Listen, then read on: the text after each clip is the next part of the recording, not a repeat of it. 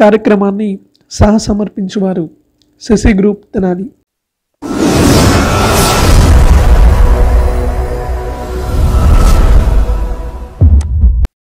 Tenali sub collector office ఈ పేరు వినగానే అందరికీ ఒక ప్రత్యేకత గుర్తొస్తుంది.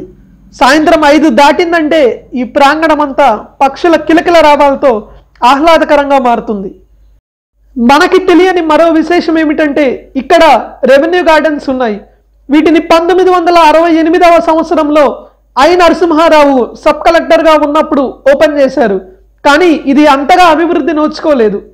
సబ్ కలెక్టర్ ఆఫీస్ ప్రాంగణంలో కొంత భాగం మొక్కలతో ఉన్న ఈ గార్డెన్స్ను అభివృద్ధి చేయాల్సిన అవసరం ఎంతైనా ఉంది. గుంటూరు జిల్లా రూరల్ పోలీస్ ఆధ్వర్యంలో తెనాలిలోని పోలీస్ స్టేషన్లు సుందరీకరణ జరిగిన విధంగానే మన సబ్ కలెక్టర్ శ్రీ మయూర్ అశోక్ నేతృత్వంలో ఈ గార్డెన్స్ అభివృద్ధి జరిగితే ఈ ప్రాంగణం అంతా ఎంతో ఆహ్లాదకరంగా, ప్రజలు వారి సమస్యలు చెప్పుకునేందుకు వచ్చిన వారికి ఎంతో ఉత్సాహంగా, కాసేపు విశ్రాంతిగా ప్రకృతి ఒడిలో సేదతీరేందుకు ఎంతో చక్కని అవకాశం ఉంటుందని చెప్పక తప్పదు.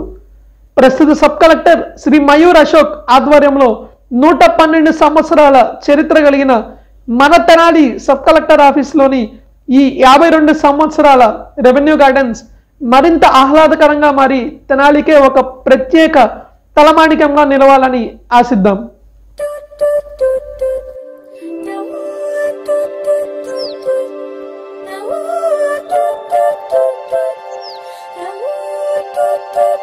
do